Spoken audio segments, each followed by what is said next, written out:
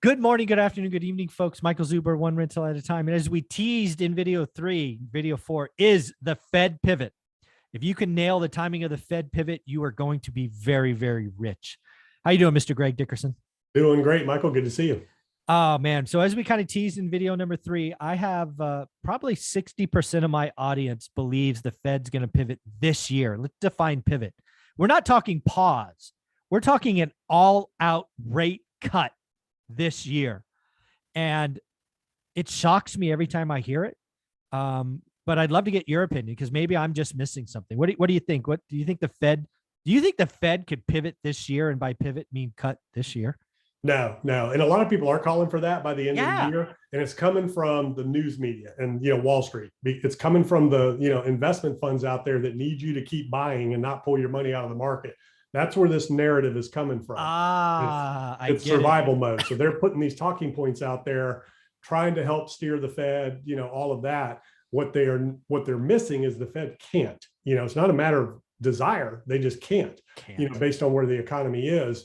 Now, could they pull the foot off the gas a little bit and, maybe go from 75 to 50 by the end of the year? Sure. But can they stop or, reverse? Absolutely not. Unless there's some huge, meltdown in the markets. And that's why markets are orderly, declining. This is an orderly decline. This is a deleveraging, repricing in a very orderly, systematic type process, because the markets know, the investors know that, if they let it get out of control, the Fed can't step in. Yeah. So you said one thing when we opened, if you can time the Fed pivot, that's when it's game on. And that'll be easy to time. Inflation. All you have to do is watch inflation. You get inflation start to come back down significantly and more in line with that 2 to 4% range. That's when the Fed can stop. And then, the pivot comes in. And the other thing is, like I said, if you get a major meltdown in the markets, they don't care about housing. Housing can crash. Fed's not going to do anything there because it's healthy. It'll be healthy. It's just pricing. There's not going to be a systemic banking failure like there was in 0809. So the Fed doesn't care about values in housing.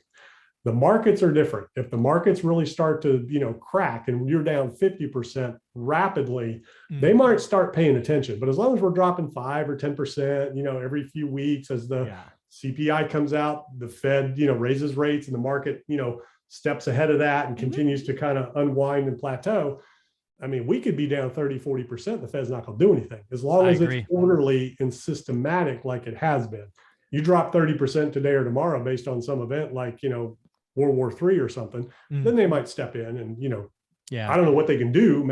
They can't reverse course on rates because they've got inflation. They have to control inflation. So the question is, if you had a meltdown in the markets, which would trigger the Fed's action or credit markets or something like that, what would they do? I think they would step in at that point and prop up sectors versus interest rate policy. Yeah, I agree with you. I think, if a black swan event comes in and we still have inflation north of 8%, it won't be rates. It'll be something they did last time. They started buying corporate bonds. They would come in and buy corporates or index funds, or they might just buy stocks. Who knows? Yeah, it'll be index funds, but yeah, to keep it propped up. So it'd be interesting. They can prop markets without messing with interest rates and things like that. And it's really interesting, but it's really funny to watch and interesting to watch people, like you said, how many people think the Fed's going to pivot, here in the by the end of the year. I mean, just doesn't make any sense because inflation hasn't stopped yet. It hasn't plateaued, but again, that's a talking point. So let's go back to talking points so that you can see how this plays out. The biggest talking point, we were at the end of the year talking about inflation, talking about the Fed having to, stop what they were doing. And that's where we called the peak of the markets, right? End of the year. And then all of a sudden, the war in Ukraine started coming up. You remember you and I did a video where I said, man, if Russia invades, and people are like, Russia's not going to invade. Russia's not going to invade. Same thing. The bulk of the population didn't think Russia was going to invade. There was going to be a war. I'm like, are you kidding me? Yeah. This is getting ready to happen, and we saw the results of that and things. And then, we said, inflation has not plateaued. Everybody was saying inflation's plateaued. Inflation's peaked. You and I are like, it hadn't peaked. I don't think so. Yeah. And then recession. Everybody's saying there's no recession. Recession's not coming to, talking points, right? And we're like, hey, we're already in a recession. We've been in one since January, so it's just talking points coming out of, economists, investment analysts, the government, academics, things like that from that world where they're not tapped in and in touch with reality of what's going on out on the streets, where you and I are doing deals, talking to people, seeing what's going on. That's where the real data is that they don't measure. I think it's really funny because you just said something at the opening of this that was like a huge aha for me. I know it, but you said it in a way that I'm like, exactly what they're doing. So again, I'll just use Kathy Wood because I think she's the greatest example, but it's, let's be clear, it's not only Kathy. Kathy runs an ETF, and the last thing she wants to do is see redemptions, because that would start a negative death spiral, right? She already owns a large percent of some very illiquid stocks. And if she's suddenly becomes a forced seller because of liquidations, it just becomes a self-fulfilling prophecy. So she has motivation to say things that logically don't make sense. So she gets new money. She had $160 million like last week or something. People are still buying into her ETF because of deflation and this and that. But she is incented to tell a story that basically says, hold on tight. Like 3 weeks ago, she said the Fed's going to pivot in July. And I did a reaction video. I'm like, are you freaking nuts? How the hell can it's not even peaked yet? What are you doing? But now it makes total sense. She's trying to keep the party going. Top redemptions, and why? Because she gets 2% assets under management. That's how she makes her money. So you got to keep the money coming in. You got to keep everybody in. Oh, I got a 10-year horizon. It was 5 years. Now it's 10 years, And so, these narratives change as the market changes. And again, what did we just say? If you go from the peak 0809, it took 15 years to get back. 15. So if you bought here, took you 15 just to get even. Now, granted, it almost doubled from there. So, there was some upside from the peak of 0809, but, that 5-year hodl, 10-year hodl, it doesn't always work depending on your entry, of where you got in. And especially if the Fed is out of the game and we don't get liquidity like we've known it before. And that could be something nobody's really talking about. But what if the Fed can never do what they've done and they're out? And things change, government policy changes, and we're no longer, injecting capital into the markets. We're no longer, doing the things that they've done to prop markets up and to pump that kind of liquidity in the markets. What if that never happens again? Then where do values go? And what do they do from there? And because that trickles through to what drove the values in the first place. It was these SPACs and these IPOs. And, equity funds, selling to other equity funds and just driving multiples up as you go along, where your companies are trading at 60 times, future potential pro forma earnings that probably will never happen, just because you could borrow the money for free to do it. So with that coming out of the system and without being able to do that ever again or anymore, where do values really land? And I'll tell you, there's a very interesting conversation, All In podcast. We talked about that before, where they were talking about this very thing in terms of, this new paradigm that we're in, of equity capital and things like that, that it's a new regime. Those days are gone, and that's what the Kathy Woods of the world are trying to reckon with, she knows it, but she's not going to face it. You know what I mean? Yeah. Not in her best interest to talk about it, for sure. Yeah. Yeah. Again, the Fed's got to, the Fed put all of these talks about the Fed's going to reverse are all really based on the fact that inflation has been for the last 40 years under 2% for most of that time. Yeah. So the Fed had more flexibility. You can't do that when CPI is 8 point, whatever it was, 6. You can't do that when CPI is 7. You can't do that when CPI is 6. Right? We've got a long way to go. This is not going to be over. And I actually think peak inflation is one of the next 3 months. Yeah. I don't think 8.6 is going to be the high water mark. Yeah. A lot of people think 10%. We're going to see double digits, before it's done. We'll see. But that's how what the Fed's going to do, is because of the way this has been handled. So what happens is, let's look at where we've been and where we're going. So inflation print comes out. So the Fed has their meeting. They've done what they've done before, and they say, we're going to watch the data, Inflation comes out, came out hot. So what happens, right? Fed immediately leaks out that they're going to go to 75 from the 50 that they were talking about. They immediately send that out. They'll leak it. They just put it out so that the markets can unwind, investors can get prepared. So they meet, they raise the rate, markets bounce because the Fed did what it said it's going to do. And then it's like, uh-oh, wait a minute, the Fed raised the rate, and then bam, it continues on. And then the market plateaus. Things plateau, waiting for the next CPI print to see how the Fed's going to respond. The Fed's going to put out their move early.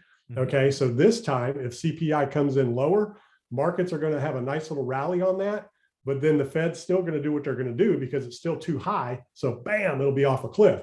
If inflation print comes out hot, markets are going to drop immediately when it comes out hot. And then the Fed's going to telegraph what they're going to do so the markets can prepare.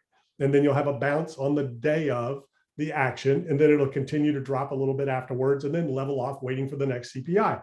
That's where we're at, because that is your demand indicator of where the economy is going from a growth standpoint.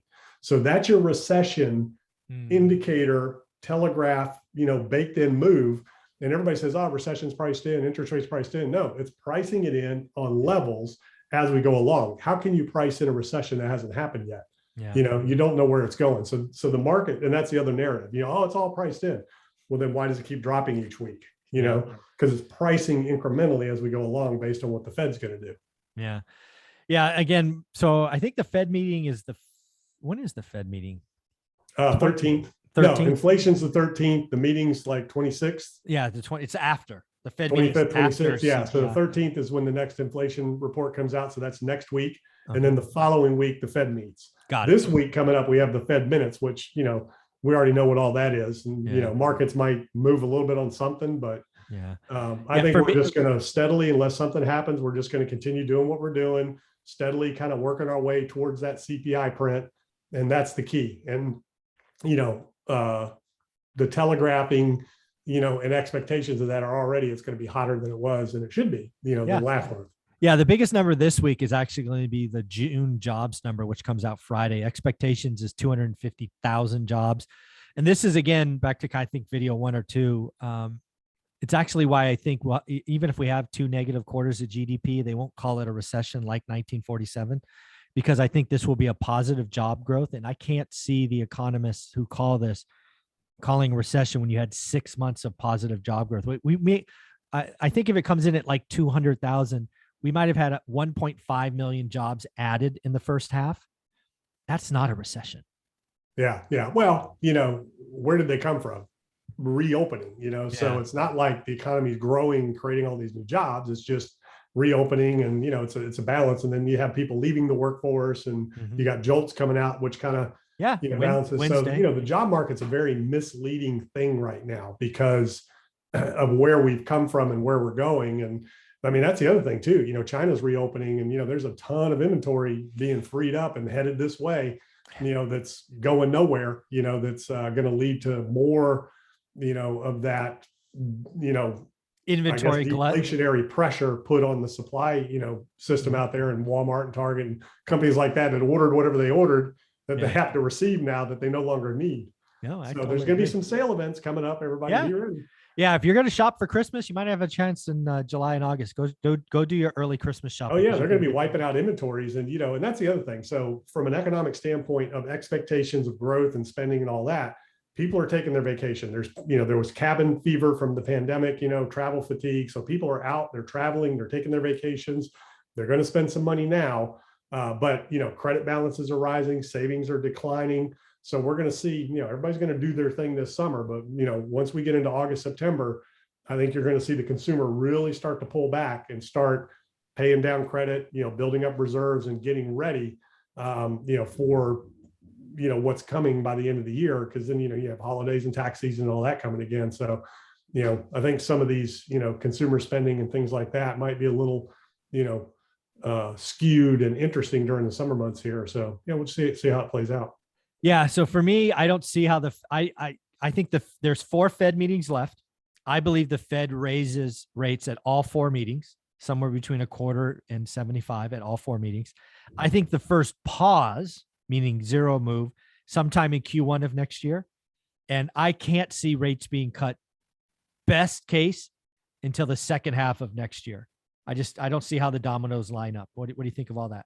Yeah. I think next year. So yeah, they could probably potentially slow down a little bit, in terms of, instead of doing 75 or 100, they're doing 50 or maybe 25 by the end of the year if inflation really comes down. I just hard to imagine 6 months that could happen, but it could. Could. Who knows what the numbers will come out and look like, but I'm not seeing inflation subside or plateau or anything like that right now. It's still going up. So yeah, Q3, Q4 next year, if they're able to slow down and stop, they might be able to do something. But I just don't think they're going to pivot. They got to get inflation under control. So the question is, do you see inflation down into the under 4% by the end of next year? Maybe.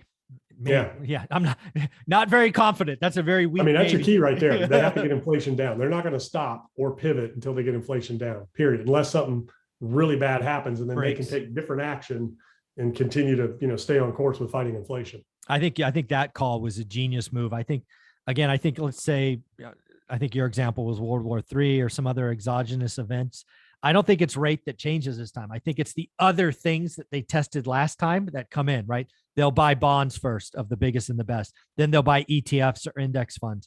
That's what they're going to do. Because again, when you have 7% inflation, that's job number one, stable prices. You don't have stable prices at 7%. It's just, that'll do more destruction than anything else. Yeah, totally agree. Well, Greg, this has been a lot of fun. Thank you for the hour on July 4th. Where can people find you? Yeah, GregDickerson.com. Go check it out. Thank you, buddy. Appreciate you.